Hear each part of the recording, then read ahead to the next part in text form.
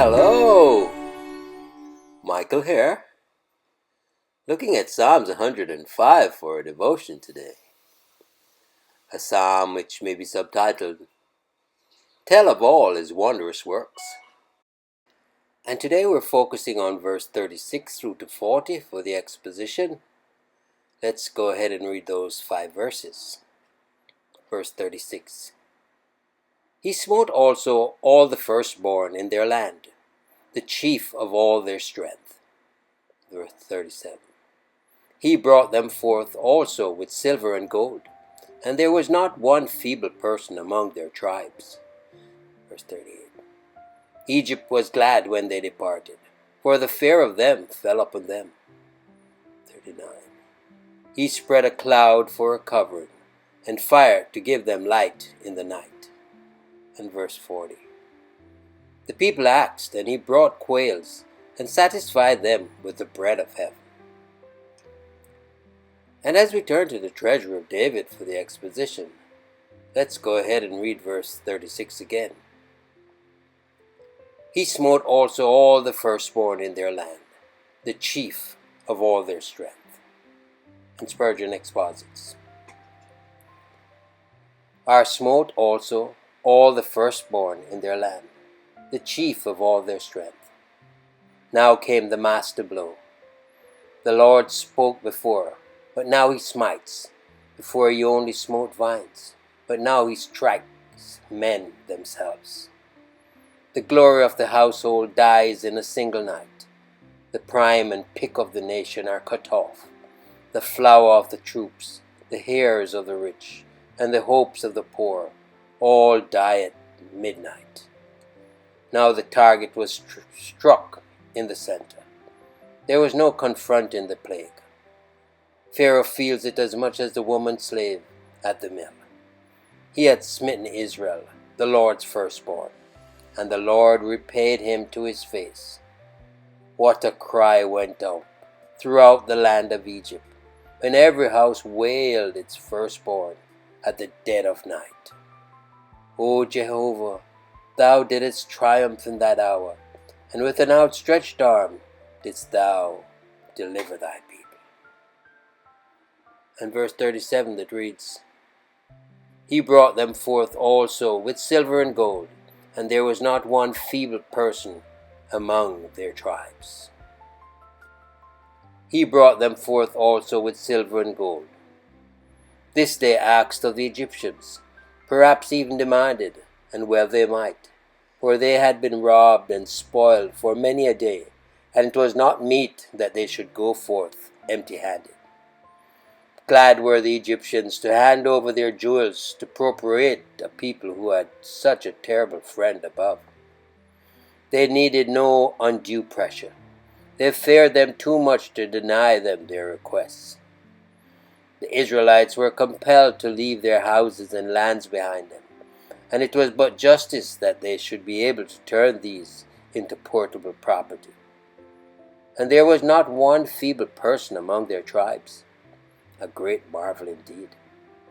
The number of their army was very great, and yet there was not one in hospital, not one carried in an ambulance, or limping in the rear. Poverty and oppression had not enfeebled them. Jehovah Rophi had healed them.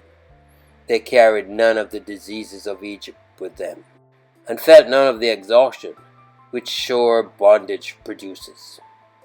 When God calls his people to a long journey, he fits them for it. In the pilgrimage of life, our strength shall be equal to our day. See the contrast between Egypt and Israel. In Egypt, one dead in every house, and among the Israelites, not one so much as limping. And verse 38 that reads, Egypt was glad when they departed, for the fear of them fell upon them. Spurgeon exposits. Egypt was glad when they departed, which would not have been the case had the gold and silver been borrowed by the Israelites. For men do not carry their goods into a far country. The awe of God liked to see borrowers paid, and to stay them was on Egypt, and they feared his people and were glad to pay them to be gone. What a change from the time when the sons of Jacob were the drudges of the land, the offscouring of all things, the brickmakers, whose toil was only requited by the lash of the stick. Now they were reverenced as prophets and priests, for the fear of them fell upon them. The people proceeded even to a superstitious terror of them. Thus with cheers and good wishes their former taskmasters sent them on their way. Pharaoh was foiled, and the chosen people were once more on the move, journeying to the place which the Lord had given to them by a covenant of salt. O give thanks unto Jehovah, call upon his name, make known his deeds among the people. And verse 39 that reads, He spread a cloud for a covering, and a fire to give light in the night. Spurgeon exposits. He spread a cloud for a covering. Never people were so favored. What would not travelers in the desert now give for such a canopy? The sun could not scorch them with its burning ray. Their whole camp was screened like a king in his pavilion. Nothing seemed to be too good for God to give his chosen nation. Their comfort was studied in every way. And fire to give light in the night. While cities were swathed in darkness, their town of tents enjoyed a light which modern art with all its appliances cannot equal. God himself was their sun and shield, their glory and their defense. Could they be unbelieving while so graciously shaded, or rebellious while they walked at midnight in such a light? Alas, the tale of their sin is as extraordinary as this story of his love. But this psalm selects the happier theme and dwells only upon a covenant love and faithfulness. O give thanks unto the Lord, for he is good. We too have found the Lord all this to us, for he has been our sun and shield, and has preserved us alike from the perils of joys and the evils of grief. He hath sent my joy in woe, cheered my heart when it was low, and with warnings softly sad, calmed my heart when it was glad. So has the promise been fulfilled to us. The sun shall not hurt thee by day, nor the moon by night. And verse 40 that reads, The people asked, and he brought quails and satisfied them with bread of heaven. Spurgeon exposits. The people asked, but how badly, how wickedly, and yet his grace forgave the sin of their murmurings and heard its meanings.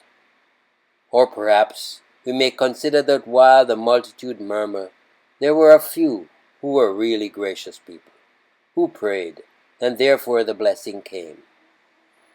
He brought quails and satisfied them with the bread of heaven. He gave them what they asked, amiss as well as what was good for them, mingling judgment with goodness.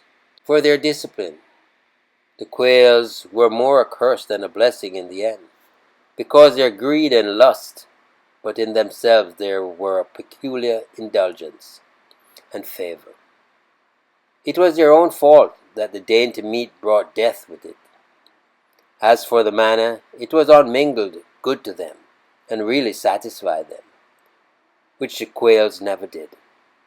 It was bread from heaven, and the bread of heaven, sent by heaven. It was a pity that they were not led to look up to heaven whence it came, and fear and love the God who out of heaven rained it upon them. Thus they were housed beneath the Lord's canopy, and fed with food from his own table. Never people were so lodged and boarded. O house of Israel, praise ye the Lord. Trust you enjoyed the meditation. Michael here declaring yet again, Jesus is Lord. Until next time, be blessed.